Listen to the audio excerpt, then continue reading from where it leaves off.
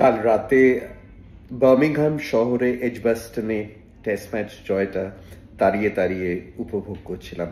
এই টেস্ট ম্যাচটা আমি পুরো 5 দিন ধরেই দেখেছি, একদম শেষ বল অব্দি দেখেছি। দারুণ ব্যাপার।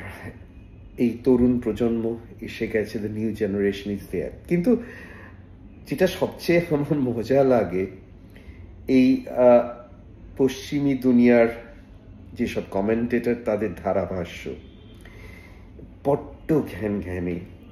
এরা এখনো সেই সুপিরিয়রিটি কমপ্লেক্স থেকে উঠে আসতে পারে না। সেই কত পান্থকে নিয়ে হাসি ঠাট্টা, শুভমান গিলের ক্যাপ্টেন্সি নিয়ে তির্যক মন্তব্য, কিন্তু কালকে শেষের দিকে এদের প্রায় মুখের কথাই ফুরিয়ে গেছিল, কথাই বেরোচ্ছিল না ভালো করে। হ্যাঁ, ঠিক যেমন ওদিকে ম্যাগনাস কার্লসেন, ইয়েস, এখনো ম্যাগনাস কার্লসেন হয়তো গুকেশের অনেকটা উপরেই আছেন, কিন্তু তার যে কমেন্ট, সেগুলো সত্যি আমার মনে হয় আননেসেসারি। এই ঘ্যানানিটা আমার মনে আছে যে যখন আমি ইংল্যান্ডে ছিলাম, তখন কনসালটেন্টরা বলতো, তুমি দেশে ফিরে যাবে, কি করে থাকবে?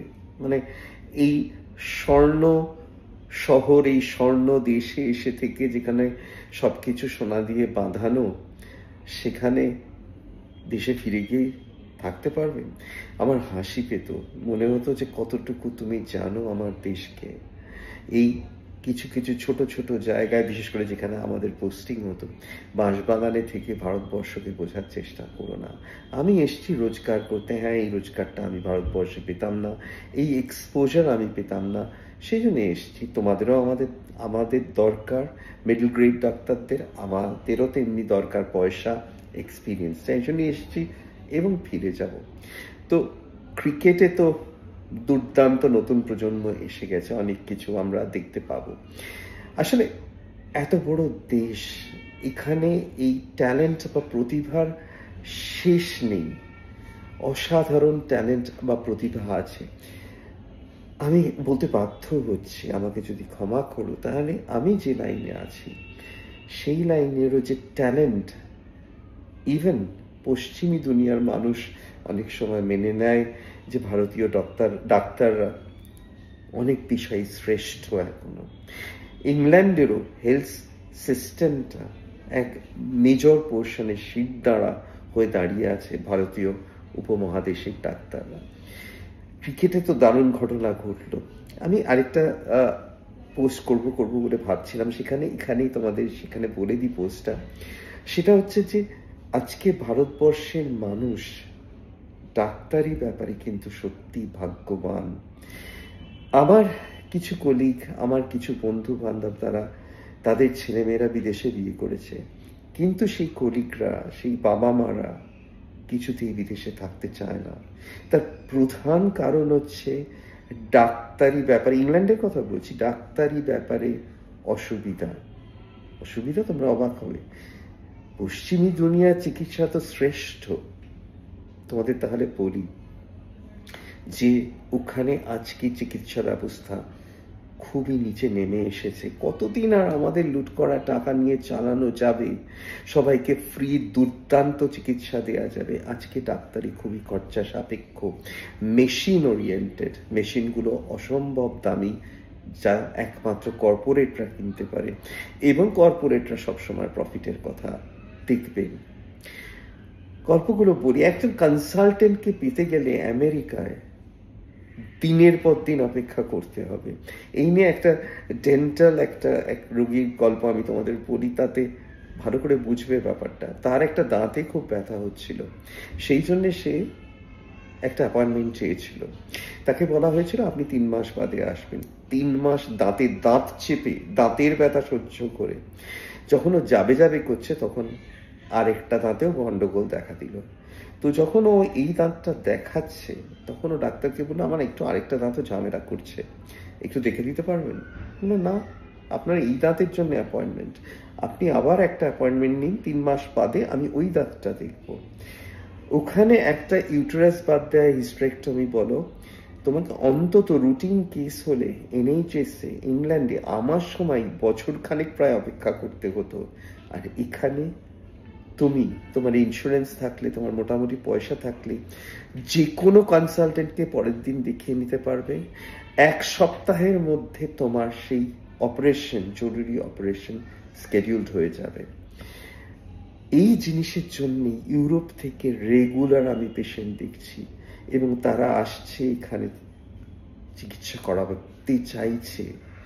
এটা ভারতবর্ষের একটা বিরাট ব্যাপার। তোমরা বলবে অন্ধকার দিক নেই, নিশ্চয়ই আছে। বহু অন্যান্য পেশার মতো এই পেশাতেও বহু করাপ্ট পার্সন আছে, এবং যারা অনেক যে অপারেশন জরুরি নয় করছে, একটা ম্যাসিভ টাকা নিচ্ছে। কিন্তু তার জন্য আমি পেশেন্টদেরও কিছুটা দায়ী করব। তারা সব জেনে শুনেই সেই সব ডাক্তারদের কাছেই যাচ্ছে যাদের এত ভিজিট, এত ফিজ। এখানে এটা একটা স্টেটাস সিম্বলের মতো। প্লাস হ্যাঁ, এখনো আমাদের দেশেও কোরাপ্ট লোককে পছন্দ করে। যে কোরাপ্ট তার দিক থেকে অনেক সুবিধা আছে, কারণ সেই মানুষটা লোভী। তো সেই মানুষটাকে ম্যানুপুলেট করা যাবে, তাকে আমি ওপরে তুলে রেখে দেবো, কারণ আমি তাকে ম্যানুপুলেট করতে পারবো। এবং যেহেতু সে স্বার্থপর, যেহেতু সে লোভী, সেহেতু সে আমার কথা শুনে নিজের লোভের জন্যে সে আমার কথাগুলো শুনবে। খুবই সুবিধা। যেখানে একজন অনেস্ট, ইন্টিগ্রিটি আছে মানুষ, সৎ সঠিক মানুষকে অনেক সময় তারা খুবই তাদেরকে কন্ট্রোল করা, তাদেরকে অবদমিত করে রাখাটা কঠিন হয়ে পড়ে। তারা একটু তেড়িয়া টাইপের হয়, তাদের অনেক সময় ম্যানেজমেন্ট পছন্দ করবে না। তোমরা বলবে যে তাহলে যদি ভারতবর্ষে এতই ট্যালেন্ট থাকে, এতই ভালো মানুষ থাকে, তাহলে আমাদের দেশে এই ব্রিটিশরা কি করে 200 বছর রাজত্ব করে গেল? ওইখানেই আমরাই সবচেয়ে বেশি দায়ী। নিজেদের মধ্যে মারামারি করে আমরাই ওদের সুযোগ করে দিয়েছিলাম, সুযোগ করে দিই। আমরাই বিশ্বাসঘাতকতা করি। মজা লাগছিল ইউটিউবে কালকের জয়ের পরেও যে অসাধারণ বলটাতে কুককে আউট করেছে আকাশদীপ, তার ব্যাকফুট নো বল, একটা কি বলবো, একটা টেকনিক্যাল অতি রাবিশ একটা আইসিসি নিয়ম, সেটা দেখিয়ে ভারতীয়রাই কিছু চ্যানেল বলবার চেষ্টা করছে ওই বলটা নো বল ছিল, পেছনের পাটা পপিং ক্রিজকে টাচ করেছিল। কিচ্ছু যায় আসে না, সামনের ক্রিজের বেশি তো এগিয়ে যায়নি, পেছনের পাটা কোন ক্রিজে কতটা, কোন সমান্তরাল লাইনে আছে, তার জন্য যে ল আছে তাতে তাকে নো বল করাই করে ওটাকে বারবার বলার চেষ্টা করছে কুক আউট ছিল না। এটা আমরাই করি। আমার মনে পড়ে আমি লিভারপুলে তখন লোকাম করছি, একটি ভারতীয় ছেলের সঙ্গে দেখা হয়েছিল। সে আমায় বলেছিল কখনো কখনো ভারতবর্ষ এই পশ্চিমী দেশগুলোর ধারে কাছে পৌঁছতে পারবে না, কোনো কিছুতেই না। ডাক্তারিতে তো নাই। আজকে জগৎটা কিন্তু অনেক বদলে গেছে। এই আমাদের জন্যে আজও ওরা ওই সুপিরিয়রিটি কমপ্লেক্স দেখায়, ওরা অনেক টাকা এই দেশে পাঠায় যাতে আমরাই ওদের হয়ে নিজেদের গালাগালি দিতে পারি। কিন্তু যদি আজকে যারা অনেক সময় সিস্টেমের যারা উপরে রয়েছে তারা খুব ট্যালেন্টেড মানুষকে পছন্দ করে না, এটাও আমাদের একটা নেগেটিভ দিক। কারণ তারা যদি ট্যালেন্টেড মানুষকে প্রশ্রয় দেয়, জানে তাদের নিজেদের জায়গাটা টলমল করতে থাকবে, সেই জায়গাটার ভিত ক্রমশ নরম হতে থাকবে। তাই জন্য তারাও ট্যালেন্টেড প্রতিভাবান মানুষকে চেপে রাখতে চায়। যেদিন এই সিস্টেমটা, আমি বারবার বলছি আমাদের ট্যালেন্ট ওদের তুলনায় কিচ্ছু কম নয়, কিন্তু সিস্টেমটা গড়বড়ে।